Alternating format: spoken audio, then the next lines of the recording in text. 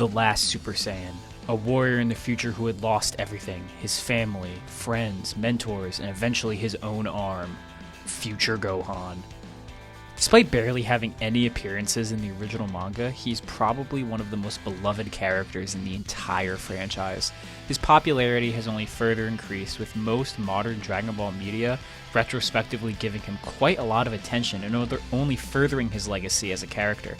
Seriously, pretty much every modern Dragon Ball game or series besides the literal main franchise have had something major with Future Gohan, besides maybe fighters. With all this popularity, you'd think he'd maybe be a bit more powerful? This video will act as both a scale of how strong Future Gohan is, but also an overview of the scaling of at least the early Android saga, a portion of the series that for the most part I believe is somewhat overlooked and misinterpreted quite often.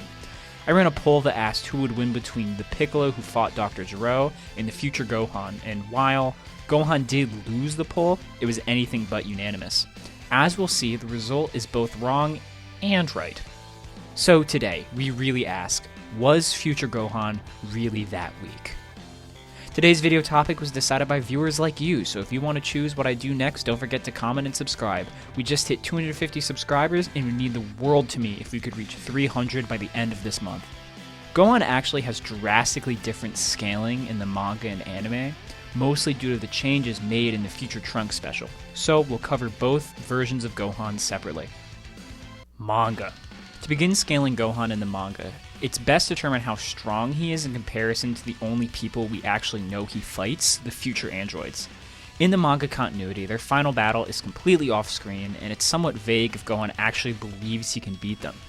We first see him knock out Trunks to stop him from joining the fight, given how he is more than 50 times weaker than Gohan was. He also says that if Trunks dies here too, the last person with a chance of beating the androids would be gone. This is implying that Gohan thinks he's going to die, or at least there's a high chance that he is going to die during this fight.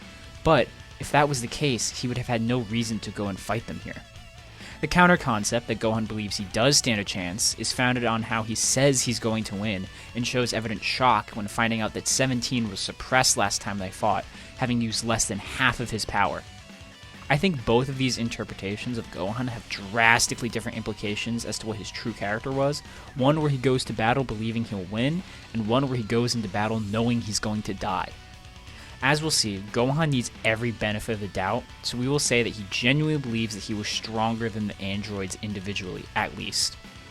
This still means that in the manga, Gohan is probably less than half as powerful as a single future android. This is supported by the fact that, at least from the last panel, it's somewhat implied that 17 killed Gohan by himself, and that 18 was just laughing as she watched them fight.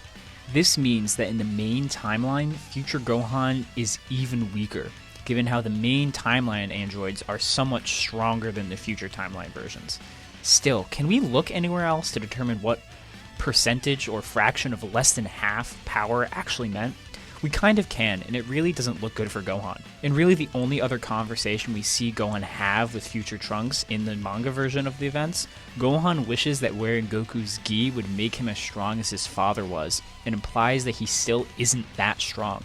This means that Gohan is weaker than Goku after arriving from Yardrat, as this is the last Goku benchmark that we know about. After all, in the future timeline, Goku didn't train much, or at all, given how it was never an era of peace, and once the androids show up, he's dying of the heart virus. We know that even Goku with the heart virus killing him post 3 years of android prep is stronger than Yardrat Goku, given how Tien makes it clear that Goku is well beyond the level he witnessed before. Even when putting in his best effort to beat 19, Goku is unable to do so. With Gero being above 19, and both Piccolo and Vegeta being over that, there is already a massive gap between Yardrat Goku and everyone during the Android saga, at least the ones who matter.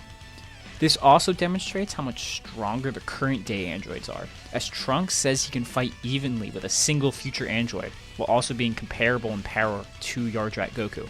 In short, pretty much every single significant fighter, both before and after the Android Saga time skip, should be significantly superior to Future Gohan's strength in the manga. If anything, there's a high likelihood that Mecha Frieza is around the same level as Future Gohan, as embarrassing for him as that sounds. Anime.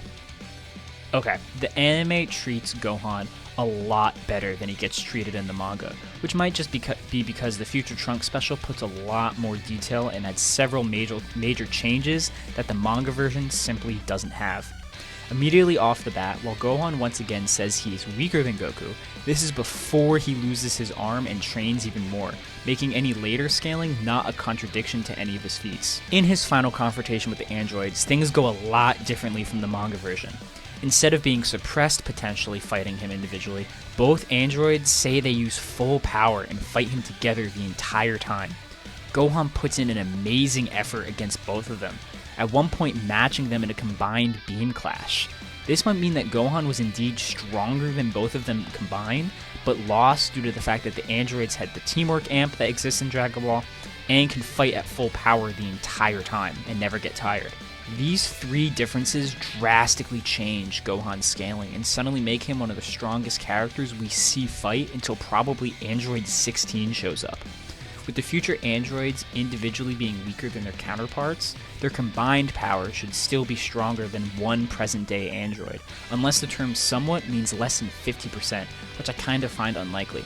Furthermore, Gohan being stronger actually is consistent with what it takes to beat the androids. If one's power is only equal to an android, they can still get bodied pretty badly. This is the explanation given in an anime guide describing why Vegeta lost to 18. They were actually equal in power, but 18 just has infinite stamina. I think the massive gap between both of these Gohans is pretty hilarious, especially when the changes made are not even that much. In the manga, it's ambiguous if Gohan could have even beaten Mecha Frieza. Meanwhile, in the anime, Gohan could potentially throw hand with Android 16 or Piccolo fused with Kami. In other words, Gohan goes from being one of the weakest Super Saiyans to being the strongest Grade 1 Super Saiyan, the first Saiyan surpassing him having to be Super Vegeta. So what do you think? Do you agree with my takes? Let me know how I'm wrong in the comments down below. See ya.